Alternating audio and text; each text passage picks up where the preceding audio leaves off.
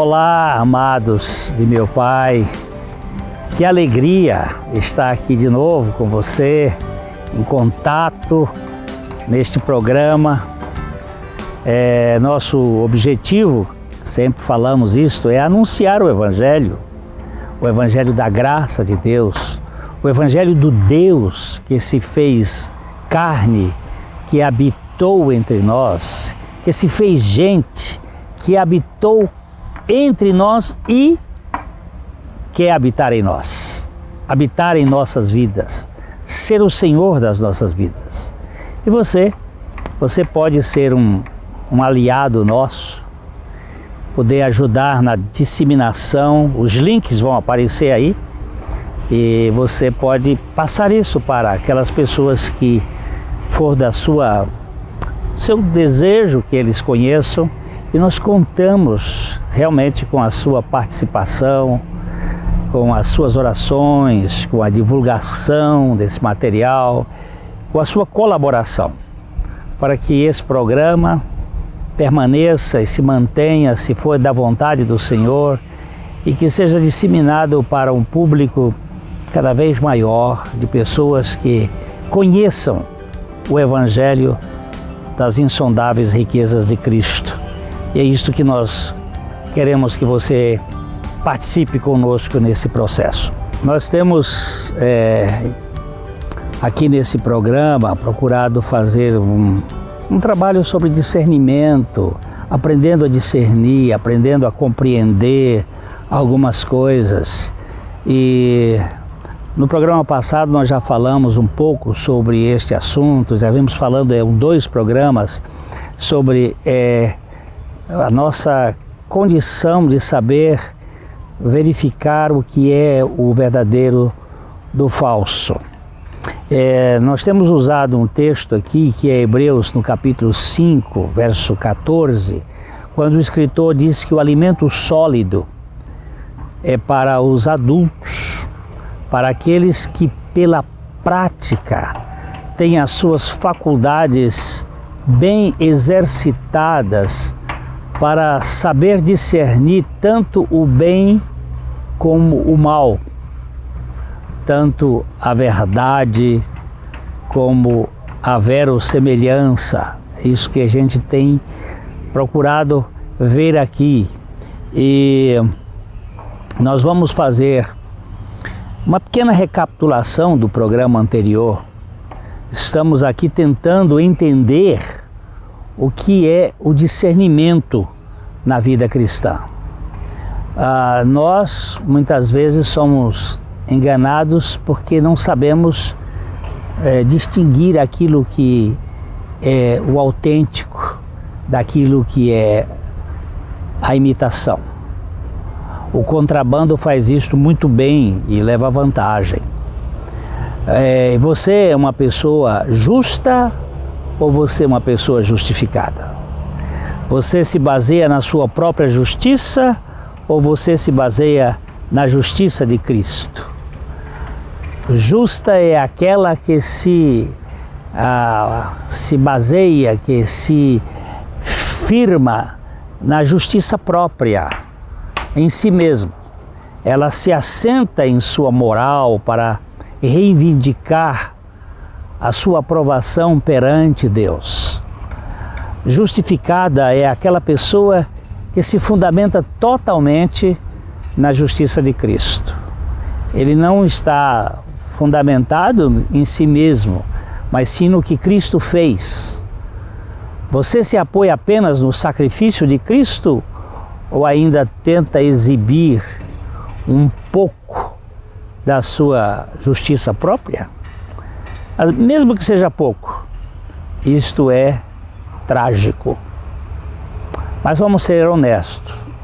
Lembre-se que reputação, nós já falamos isso uma outra vez, é o que nós usamos para impressionar os outros, enquanto que o caráter é o que somos em Cristo, por causa da obra que Cristo fez em nós, por nós, através de nós.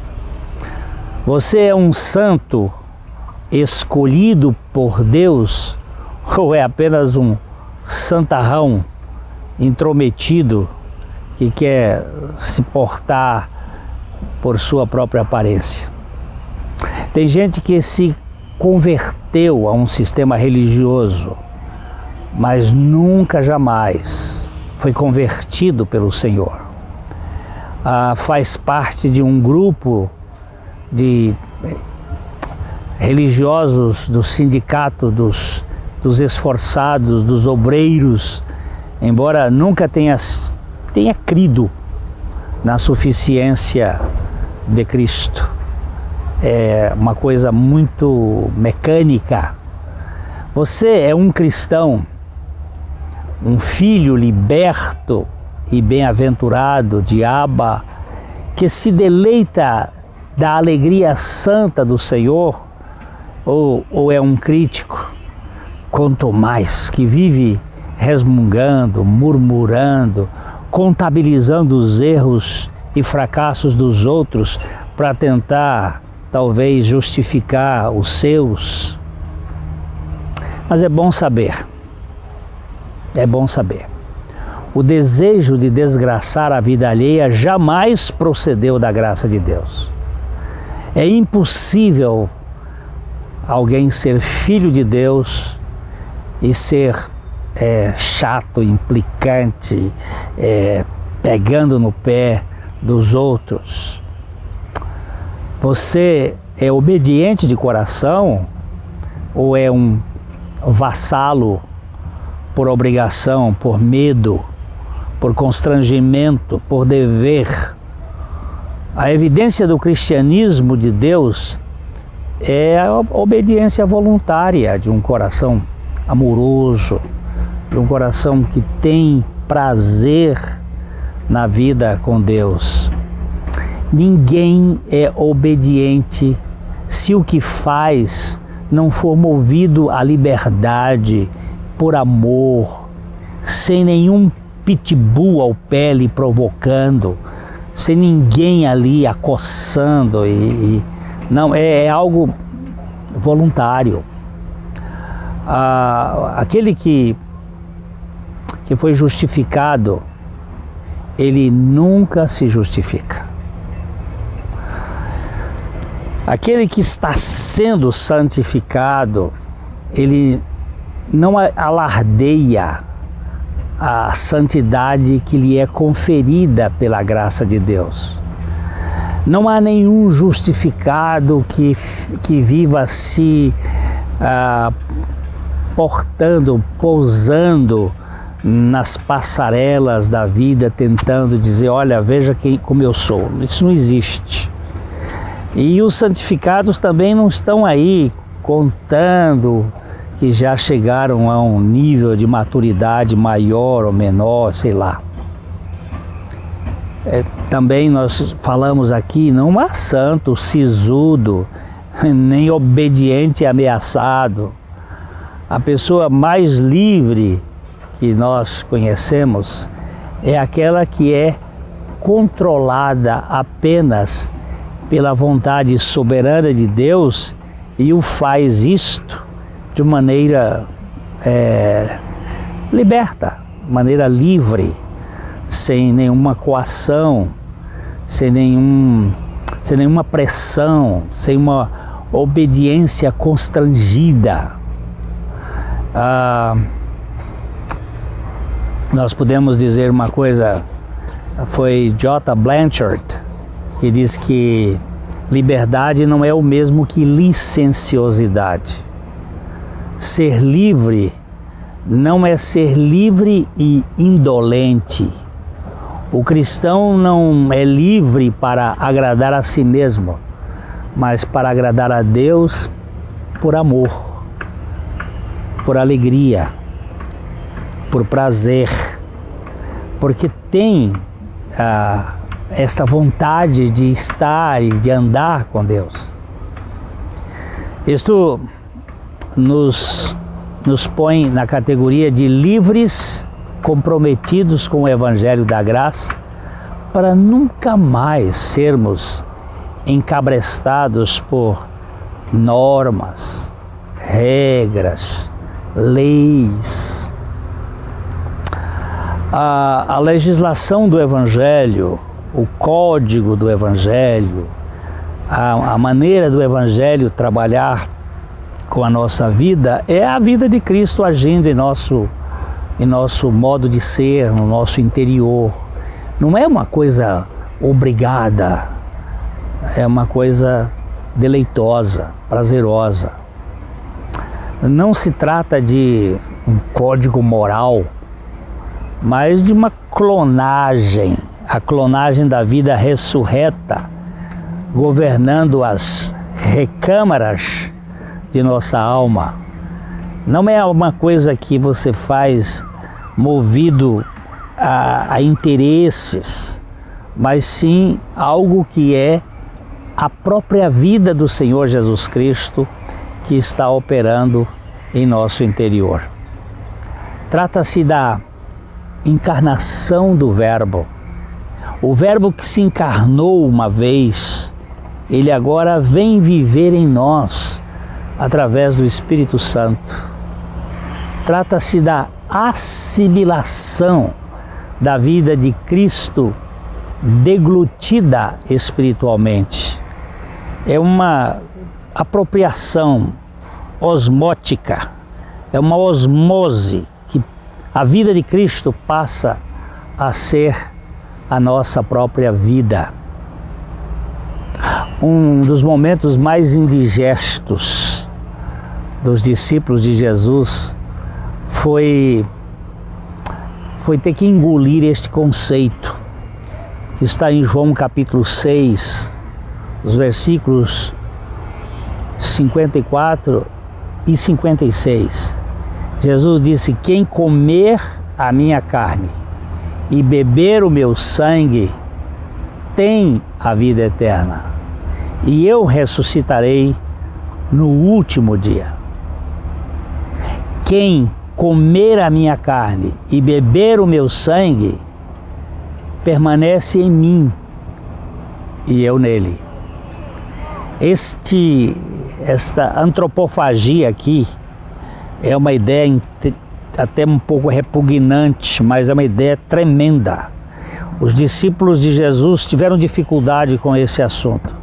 Quem comer a minha carne e beber o meu sangue tem a vida eterna. É uma assimilação, é uma incorporação da vida de Cristo na vida dos seus discípulos. Aqui houve um debate e uma debandada geral, e somente parece que os 12 permaneceram naquele processo. Eles preferiam talvez uma sopa de letras do que o sumo da vida. Hoje nós também temos esse problema. Nós preferimos discutir teologia, conhecer textos bíblicos, de saber de cor, mas o que é a vida cristã? A vida cristã é esta assimilação, é aquilo que Jesus diz: aprendei de mim.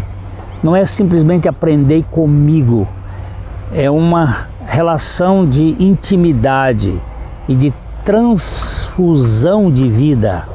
É a vida dele passando para a nossa e nós vivendo nele mesmo. Nós estávamos falando ainda há pouco que quando Jesus disse que era preciso comer a sua carne, beber o seu sangue, que isso se tornou uma coisa indigesta para os discípulos e muitos deles fugiram, acharam o prato muito bom. Houve uma debandada e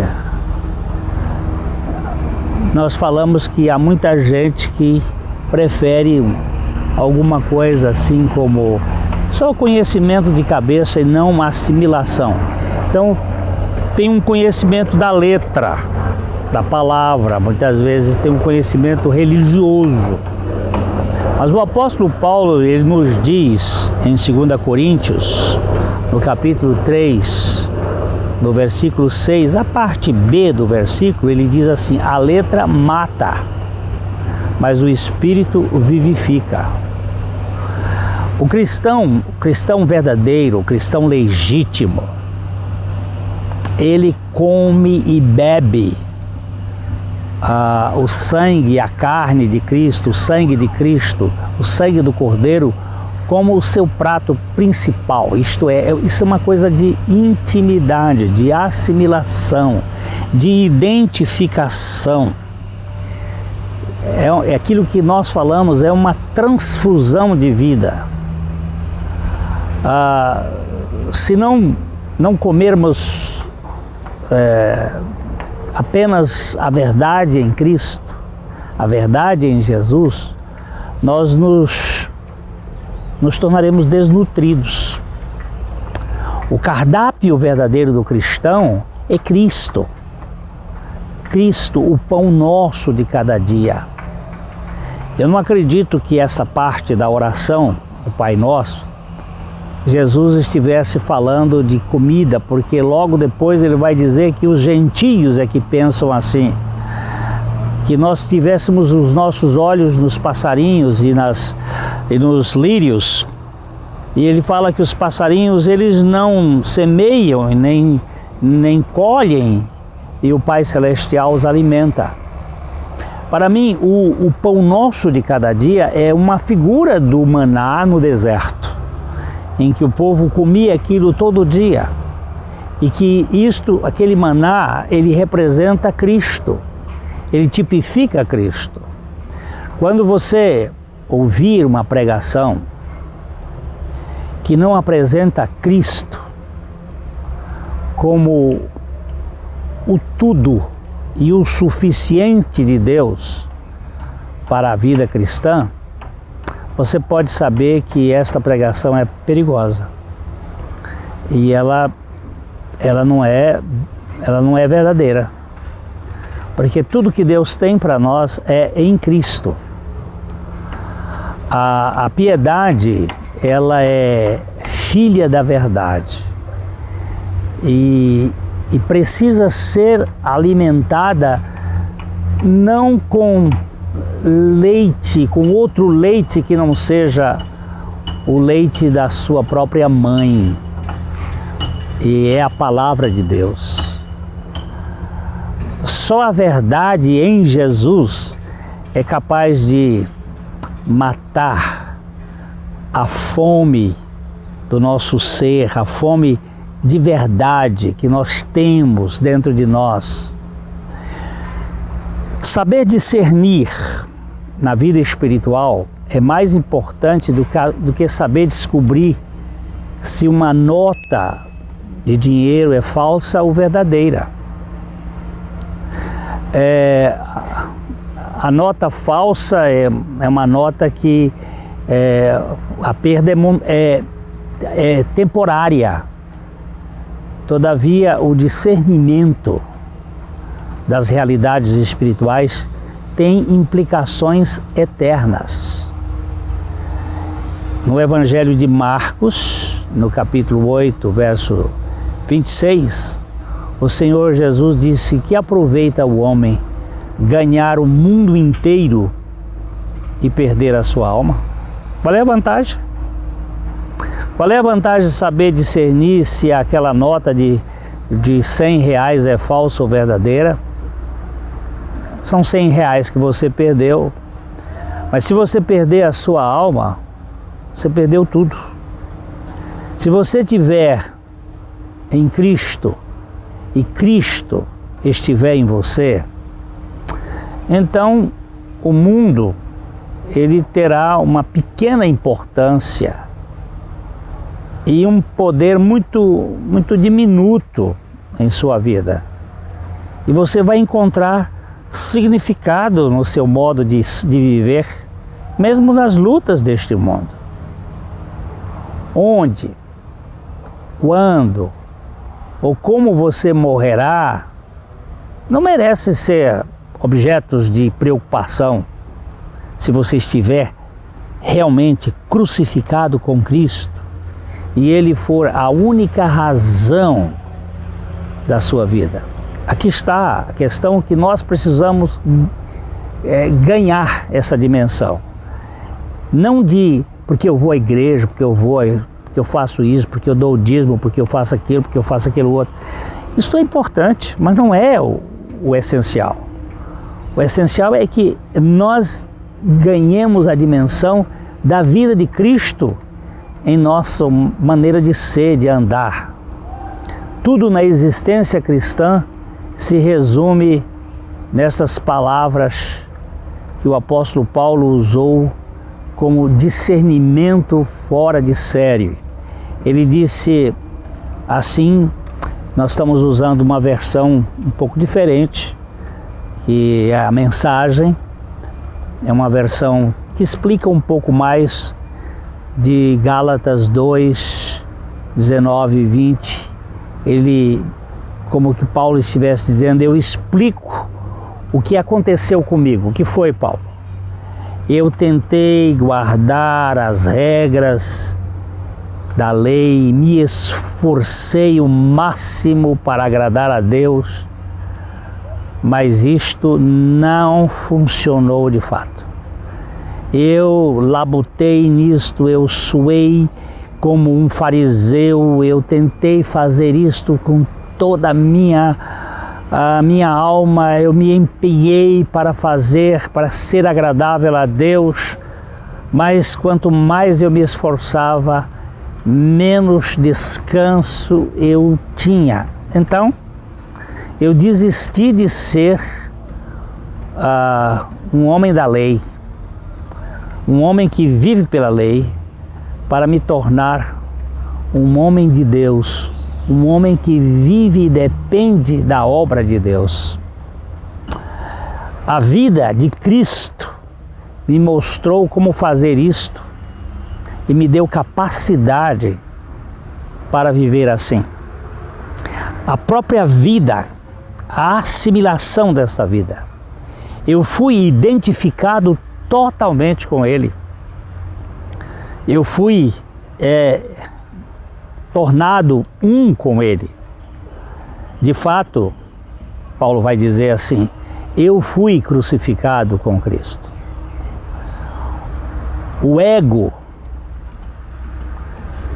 não ocupa mais a primazia na minha vida.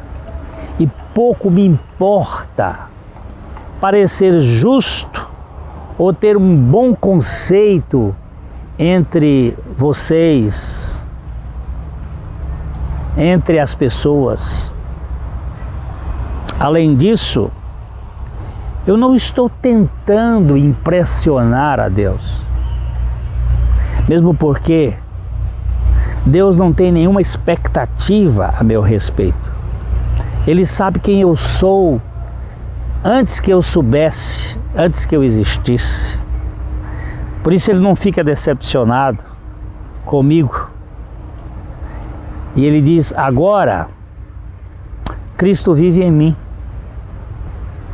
E a vida que eu vivo na minha carne, a vida que eu vivo dia a dia, não é mais minha, mas é a vida de Cristo, através da fé do próprio Filho de Deus, a fé dele, a fé de que Cristo é o autor, esta fé que vem dele e é por ele, eu a tenho nele, porque ele me amou e se entregou por mim.